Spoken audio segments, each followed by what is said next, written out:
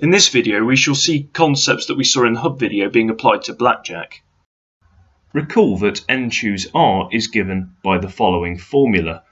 This can be used to calculate probabilities.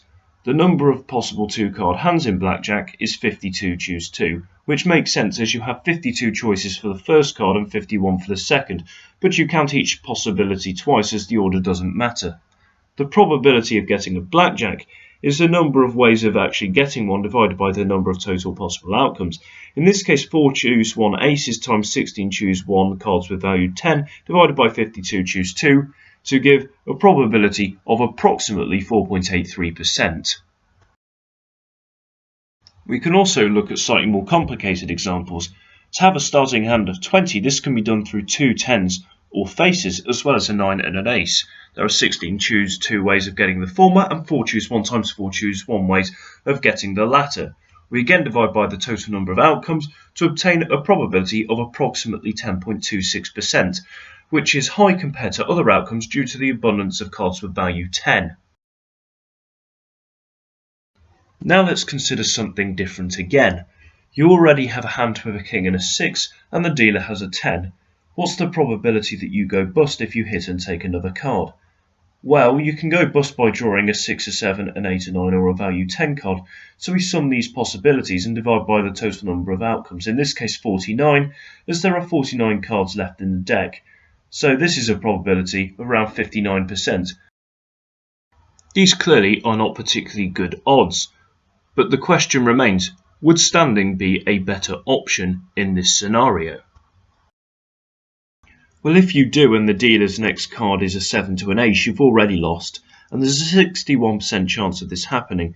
And as there are other ways for the dealer to obtain 7 to 11, it transpires that in this case standing is not a good option. These sorts of plays on unfavourable hands are often those that are least well understood. A decent rule of thumb is that if you have a hard 12 to 16, then stand if the dealer has a low card and hit if the dealer has a high card.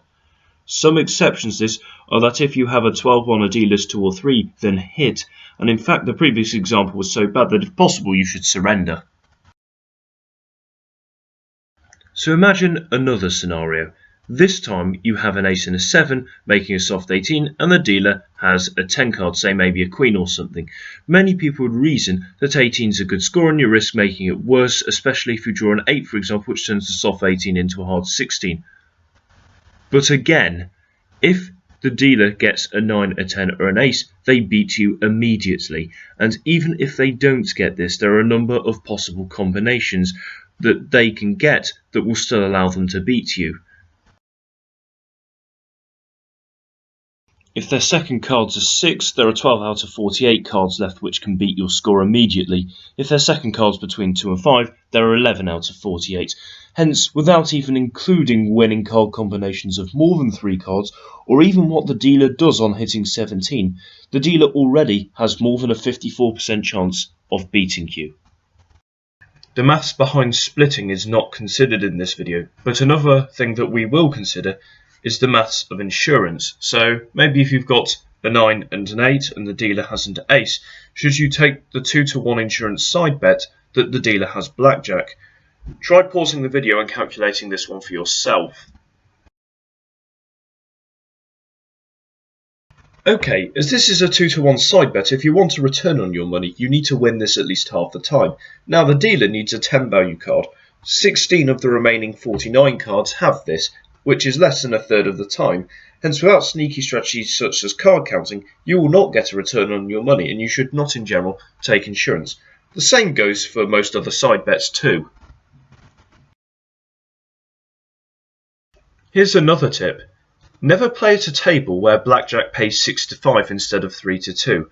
To see why, look at what happens when you spend £100 playing. On average, you would expect £4.83 of this original sum of money to go towards hands where you get blackjack. Now, if blackjack plays 3 to 2, you clearly get more money than for 6 to 5. In fact, around £1.45 more. So, on a 6 to 5 table, for every £100 you spend, you lose an average of an additional £1.45. Given that you'd typically expect to lose around 50 pence per hand on average, increasing this by an additional £1.45 is not a good move. And lastly, I leave you with a few questions. Firstly, what is the probability of having a starting hand of 19 or better? Second, you have a jack and a 5 and the dealer has a 9. What is the probability that you bust if you hit? And thirdly, if you have 2 10s and the dealer has an ace, is an insurance a better or worse bet than the example given in this video? Also, insurance is normally a 2-to-1 side bet. What odds would you require to take insurance in this scenario? If you want to see the answers to these questions, feel free to click on the chips in the bottom right corner. If you want an easy to memorise strategy, feel free to click on the deck of cards, or if you want to see the rules again, that can be found on the top left tab. Alternatively, if you're sick of hearing my voice already, feel free to click somewhere near the middle of the screen if you want to return to the hub video.